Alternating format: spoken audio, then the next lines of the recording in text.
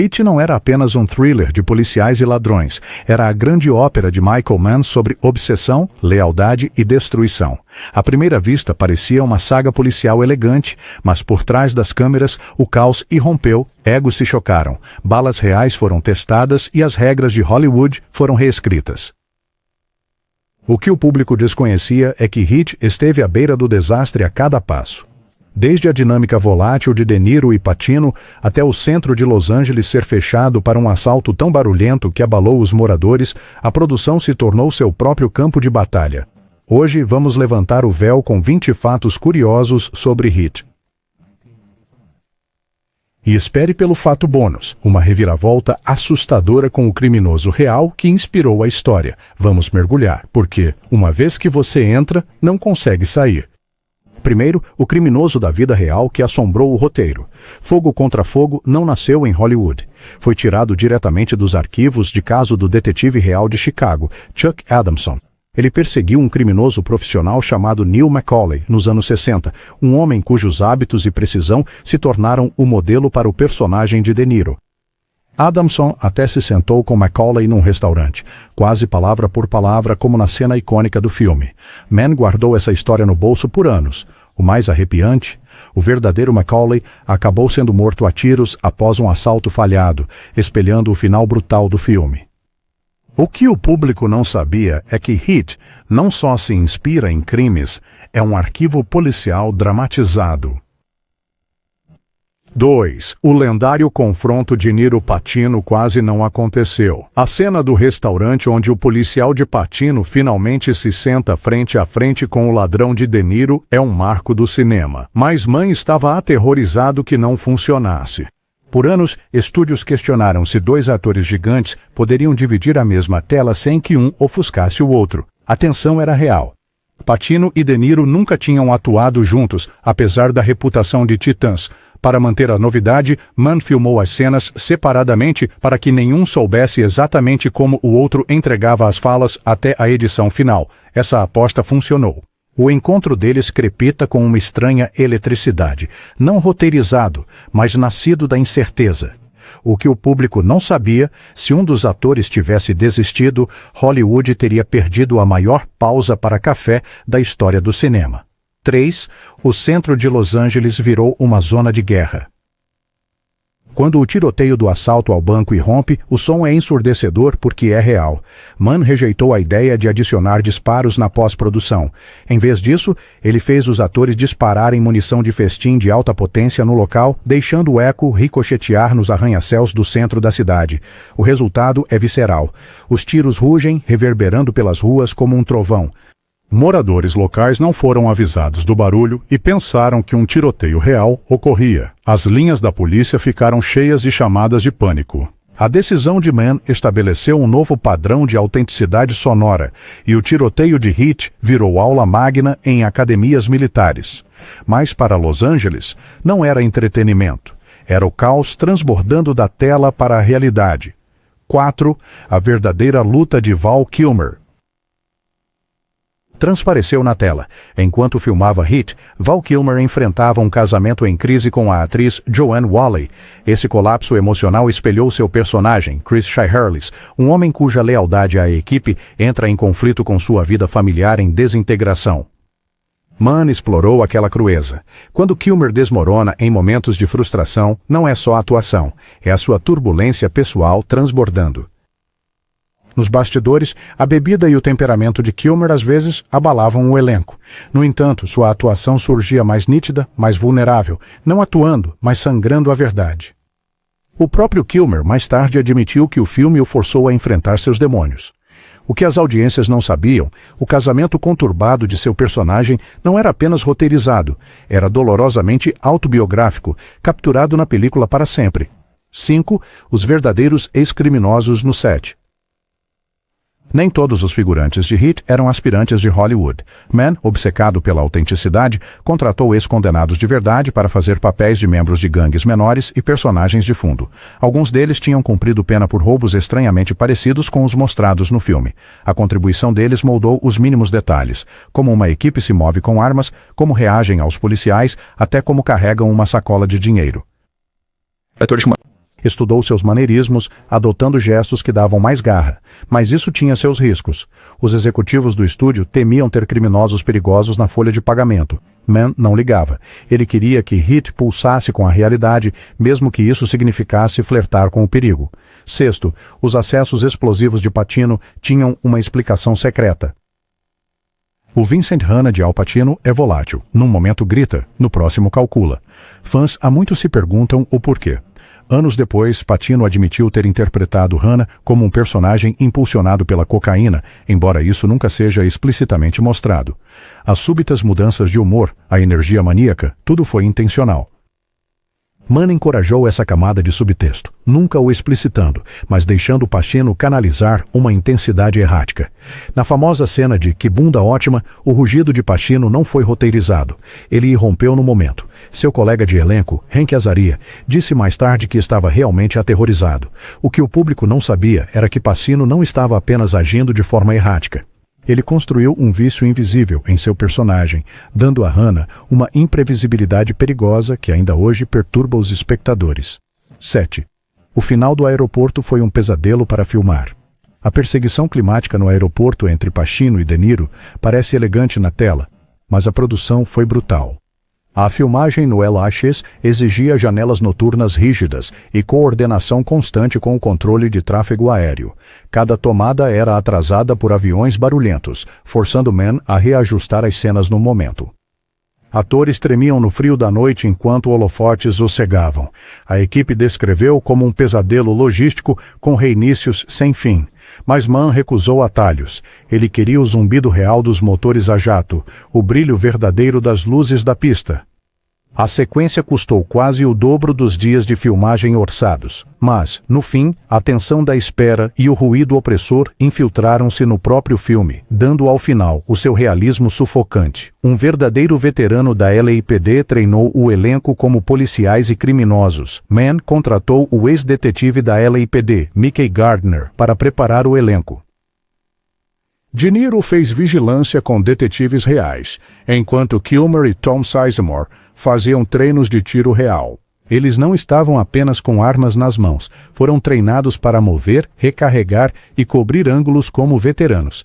Kilmer, em particular, tornou-se tão hábil em recarregar seu rifle que especialistas militares agora usam aquela cena no treinamento como exemplo de técnica perfeita. Para os atores, isso não era um jogo, era imersão. Eles suaram em treinos intermináveis, bolhas nas mãos até que o instinto substituísse a coreografia. O que o público não sabia, o realismo de Heat não veio da magia de Hollywood.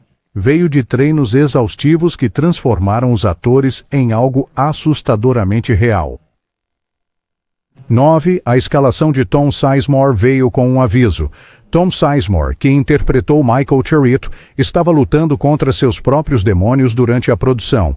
Mann lhe deu um ultimato. Ele só poderia continuar no filme se permanecesse sóbrio durante as filmagens. Sizemore concordou, sabendo que uma única recaída lhe custaria o papel. Membros da equipe mais tarde revelaram que Mann designou pessoas para monitorar discretamente o comportamento de Sizemore. Apesar da tensão, Sizemore entregou uma de suas atuações mais controladas. Sua intensidade não era apenas trabalho de personagem, era a pressão de consequências da vida real. Não apenas um papel, mas sobrevivência. O que o público não sabia é que um dos personagens mais realistas de Heat estava se segurando por um fio fora das telas, adicionando outra camada de perigo a um cenário já volátil. Mann filmou com várias câmeras para capturar o caos. O tiroteio no banco não foi coreografado como um balé. Foi um caos capturado com precisão militar. Mann filmou com várias câmeras ao mesmo tempo, dando aos editores ângulos brutos e sobrepostos. Os atores não repetiram os mesmos movimentos perfeitamente. Foram instruídos a reagir conforme a situação evoluía. Cápsulas de bala cobriam o chão, fumaça enchia o ar, e nenhuma tomada era idêntica. Este método criou uma sensação documental desorientadora, como se os espectadores fossem jogados no fogo cruzado. A crítica depois o elogiou como um dos tiroteios mais realistas do cinema. E aqui fazemos uma pausa. Deixe seu like e se inscreva, porque os próximos 10 fatos mergulham em surtos no set, cenas estragadas e o criminoso real que entrou no set. Não queira perder o que vem aí. A cena do restaurante foi gravada em completo sigilo. O icônico confronto no restaurante, entre Pacino e De Niro, transmite uma sensação de intimidade, pois Mann fez questão de que fosse assim. Apenas 2 câmeras foram usadas, uma equipe reduzida ao essencial e um silêncio absoluto no set de filmagem. Mann até proibiu ensaios. Ele queria espontaneidade, a tensão de 2 predadores circulando sem rede de segurança. De Niro e Pacino vieram sem preparo, sentando-se um de frente para o outro pela primeira vez em suas carreiras. A atmosfera estava tão carregada que os membros da equipe sussurravam que assistiam à história se desenrolar. Mann mais tarde admitiu que se a cena não funcionasse, Heat desmoronaria. O que o público não sabia era que a cena não era apenas crucial para a história, era uma aposta com o legado de todo o filme dependendo de 2 homens, 2 xícaras de café e um silêncio que poderia se quebrar a qualquer momento. 12.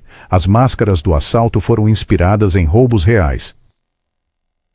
Quando a equipe de De Niro invade o banco com suas máscaras de hóquei severas, é uma imagem arrepiante, mas Mann não a inventou. Ele tirou a ideia de roubos reais em Los Angeles nos anos 80, onde criminosos usavam disfarces semelhantes para aterrorizar vítimas enquanto se escondiam à vista de todos. A equipe até consultou os arquivos da LAPD para replicar o efeito psicológico. Mann sabia que a ausência de rosto das máscaras era mais aterrorizante do que sangue ou violência. Transformou os ladrões em sombras, intermutáveis e imparáveis.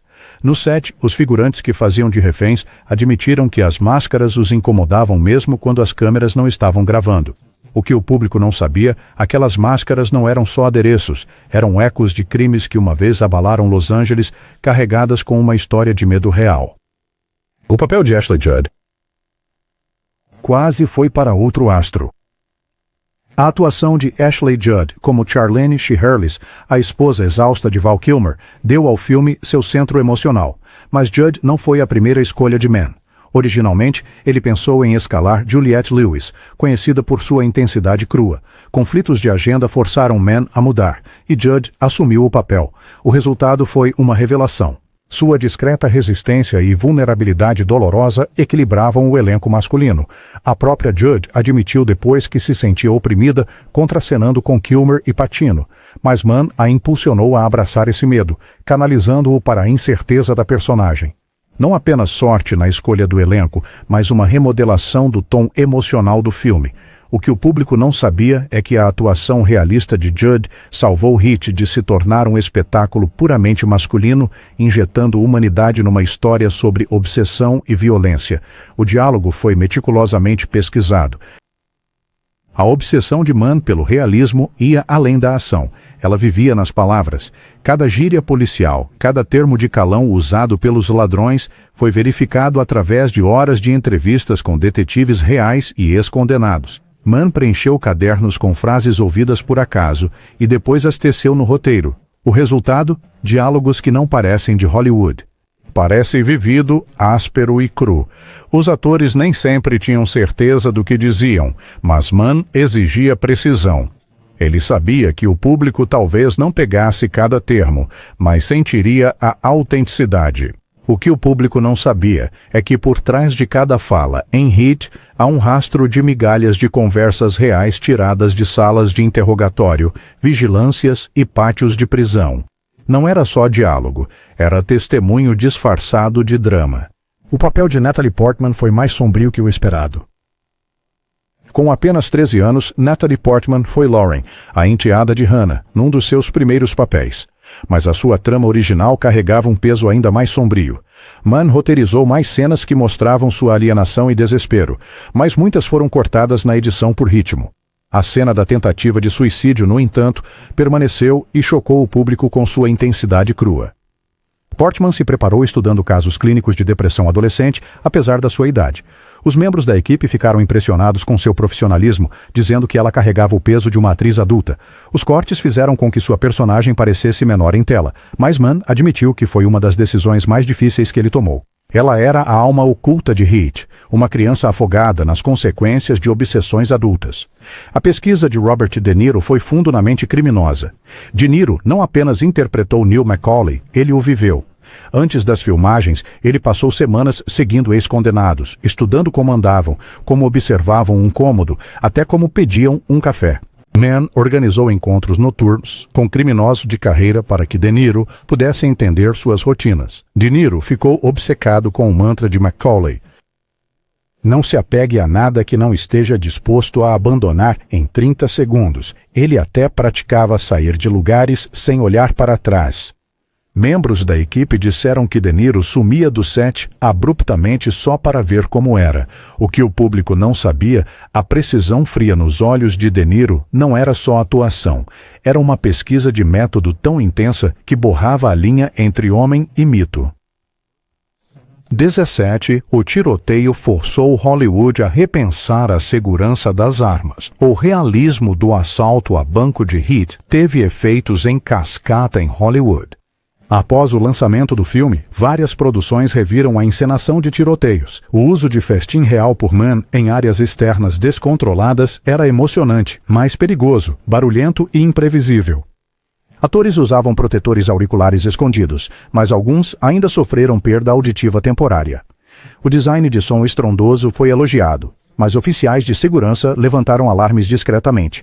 Em poucos anos, os estúdios impuseram protocolos mais rígidos, reduzindo o uso de munição real em locais urbanos. O que o público não sabia era que a autenticidade inovadora de Heat também serviu como um conto de advertência, forçando a indústria a confrontar onde o realismo termina e a imprudência começa. O eco do filme não foi apenas cinematográfico, ele remodelou as próprias regras dos tiroteios de Hollywood. 18. Os verdadeiros imitadores de assaltos. Autoridades aterrorizadas. Após a estreia de Heat, a polícia notou algo arrepiante. Criminosos começaram a imitar suas táticas. Em 1997, apenas 2 anos depois, o infame tiroteio de North Hollywood se deu. 2 homens fortemente armados enfrentaram policiais da LAPD em plena luz do dia, usando armas de nível militar e coletes à prova de balas. As autoridades compararam abertamente a Heat. Os paralelos eram inegáveis. Movimento de quadrilha, poder de fogo avassalador, caos no centro. A obra-prima de Mann havia transpassado a realidade, tornando-se um modelo para a violência. Embora o filme nunca tenha sido culpado diretamente, seu impacto cultural era impossível de ignorar. O que o público não sabia é que Heat não apenas retratava o crime, ele o influenciava. Uma obra de ficção havia transbordado para as ruas, deixando um legado tão assombroso quanto cinematográfico. 19. O filme quase desmoronou na pós-produção. Apesar de sua precisão, Heat quase ruiu na edição. Mann entregou um corte inicial com mais de 3 horas. Executivos do estúdio entraram em pânico, insistindo que o público não aguentaria. Mann lutou, recusando cortar o filme num thriller convencional. Ele argumentou que o filme precisava da sua amplitude épica, dos momentos de silêncio, das cenas de vigilância, dos silêncios vazios. Finalmente, um compromisso foi alcançado, mas a tensão fervia a portas fechadas. A mão de ferro de Mann manteve a maior parte da sua visão intacta, mas fontes internas sussurravam que quase lhe custou a relação com a Warner Brothers. O que o público não sabia é que o filme que viram quase foi reduzido a um filme policial genérico e enxuto, despojado da profundidade que o torna inesquecível. 20. O elenco se uniu num covil de criminosos. Mann queria que a equipe se sentisse como família forjada no crime. Para isso, ele organizou saídas noturnas para De Niro, Kilmer, Sizemore e Danny Trejo, em bares reais de Los Angeles, frequentados por ex-condenados. Eles beberam, jogaram cartas e aprenderam gírias criminosas com os locais. De Niro teria dito que a experiência tornou a camaradagem algo natural. Kilmer a descreveu como intimidante, mas essencial. Quando as câmeras rodaram, a química entre eles era palpável, não forçada, mas conquistada. O que o público não sabia, aqueles momentos de lealdade silenciosa em Heat não vieram de roteiros ou ensaios. Vieram de noites passadas ombro a ombro em bares enfumaçados, absorvendo os ritmos da verdadeira irmandade do submundo. Fato bônus: o fantasma do Neil Macaulay real assombrava o set. Eis a reviravolta. Durante as filmagens, Chuck Adamson, o verdadeiro detetive que caçou Neil Macaulay nos anos 60, visitou o set.